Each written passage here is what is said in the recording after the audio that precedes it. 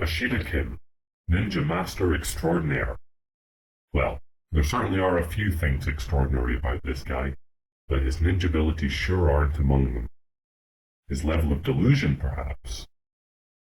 He has quite a few videos on the internet and available on DVD, none of which I would be willing to pay for, though I am extremely sorry to say that I did buy this guy's book in my teens when I was somewhat more naive.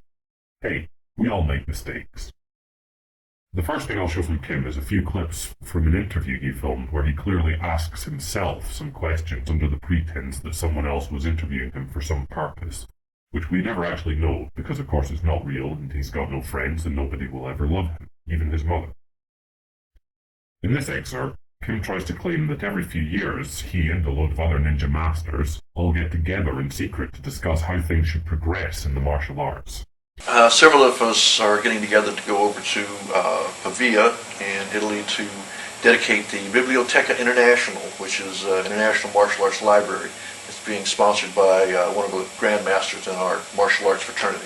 Every 50 years or so, the grandmasters of a lot of the different styles get together and establish certain guidelines and rules for how the martial arts are supposed to be presented to the world at large for the next few years.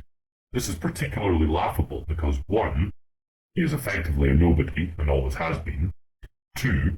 There is no way on earth that any martial artist would ever see him as an authority figure of any sort and beseech him for guidance on how martial arts should progress globally. 3. As if a group of bureaucrats could ever assume to dictate how independent martial arts groups operate worldwide. He also refers to how he thinks that the reasons for his detractors and critics is primarily jealousy.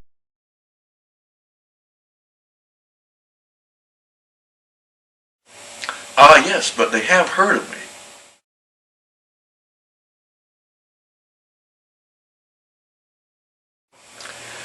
Mostly it's jealousy from people who've never been anywhere or done anything, and they're jealous of anybody who has done anything. And the rest of the criticism is mostly judgmental.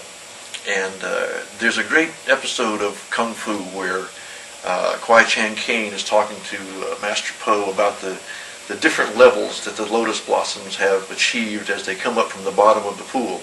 Some of them are just at the bottom, some are halfway to the surface and the top. And he asked the old man, he says, should I seek to measure these differences? And Master Po says, no, just treat each according to its level. And that's what you have to do with these people. They're not at a high level. They haven't blossomed yet. They haven't learned enough to really understand what's important. And so you have to just treat them like the children that they are, because they're just jealous. And once they practice long enough, then they'll get beyond this stage, and they may actually learn something and become better people. Well, I'll tell you something, Ashida Kim. There are many martial artists I look up to and respect, and many that I'm really quite jealous of for a number of reasons, including their speed, flexibility, strength, or even just stunning good looks. But you? No, I'm certainly not jealous of you. Further still, he also talks about ninjitsu being about operating undercover, and alludes at various points to the fact that he may have used this stuff for real. Now, knowing personally some people who have quite an extensive background in security, and who really have done some interesting things in interesting places, it's definitely not the kind of thing they'd be willing to broadcast on the internet. Indeed, they tend to avoid public appearances on the internet like the plague, on the understanding that it could be very damaging for their health.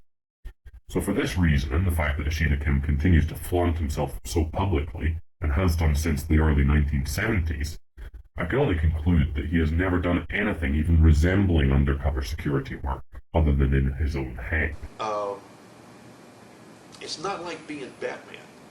Kim's channel, SKS Systems, also provides a number of videos on sentry removal. I've backed them all up myself, just in case he should ever try and cover his tracks in true ninja fashion. But the techniques shown in them are just awful. For the most part, it's ridiculous footage of him creeping pathetically through his house in the dark with a balaclava on, pretending to rob safes. Sounds like the mad behavior of a schizophrenic to me. Look for round circles of light to mark your path. Learn to move quickly from place to place. This is the way of the rat.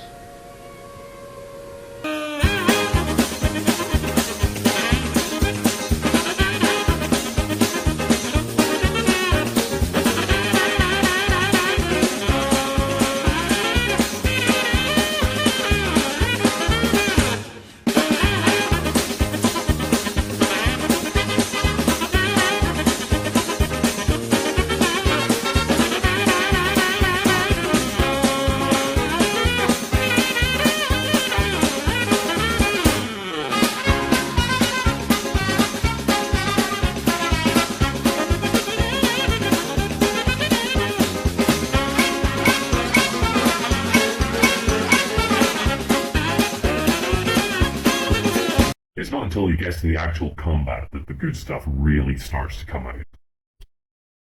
Here you can see Kim rolling about on the floor with the objective being to, wait for it, dodge motherfucking bullets. Now it's all very well just to put this down to the extremely deluded ramblings of a lonely madman. However, I remember quite clearly having a conversation on a martial arts group on Facebook with a ninjitsu practitioner who genuinely seemed to believe that rolling was an effective way of moving through open spaces while under fire. His justification being that it's faster than running, which it's not, and that it reduces the target area, which it may do, and somehow protects your vital organs. Now this last one is definitely not the case. The more balled up you are, the closer your organs will be to each other, and the more likely it is that a bullet will pass through more than one vital target. We also see a particularly disturbing scene of him sneaking up on what I can only assume is his mother-in-law.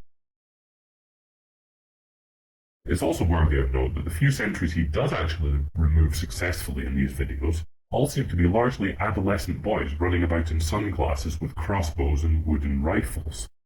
What the hell is he doing invading a children's summer camp? In the middle of broad daylight? That's the worst time to try and be a perverted ninja killer. Everyone can see you in the grass right there. What's wrong with you? On a serious note though, I thought the whole idea of sentry removal is for it to be quick and quiet. Why then does it take so long to get rid of this guy? He would have managed to get off at least one round from that little toy rifle, probably into Ashida Kim directly, and most definitely would have been able to utter a few calls for help before Ashida manages to dispatch him so efficiently.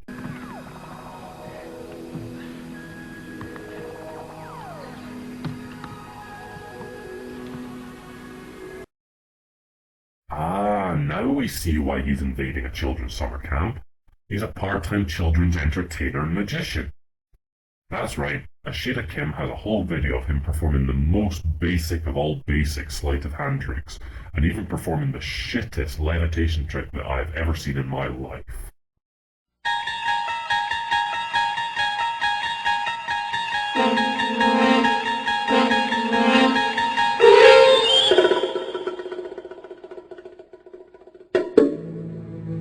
What I want to know is who is the other camp helper who has come in to prove Kim's authenticity.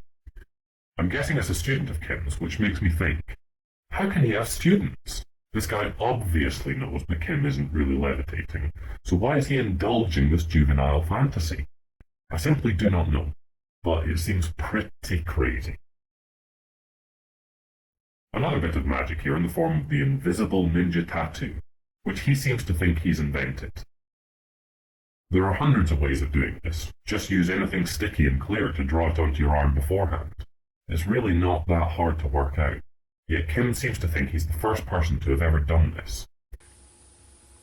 No other ninja can do this trick. Only those trained in the Black Dragon style can produce the invisible tattoo. For years, my critics and challengers have called me a fake, a fraud, and a charlatan. This is a sign of my ninja brotherhood. Not one of them can do this. Not one of them knows a single thing about ninjitsu.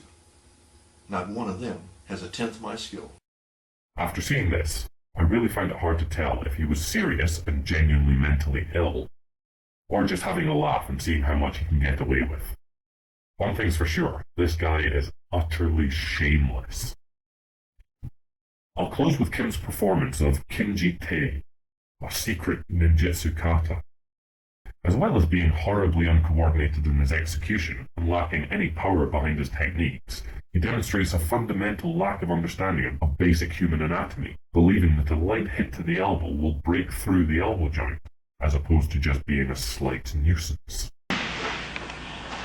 Break the elbow, shuto, sword hand chop. Break the shoulder with another sword hand chop. Chop once again to the back of the neck, snapping the neck. Finally, I think someone needs to just say, who the hell would just stand there and allow this stuff to be done to them? Even the most feeble of untrained individuals have rudimentary flinch responses that cause them to cover up at the slightest bit of pain. And so there is no way that you would ever get past the first couple of movements in this so-called forbidden fist kata. So, Ashida Kim, either you are a comical genius and have duped us all, or you're a severely mentally disturbed individual, in which case I insist that you get some professional help.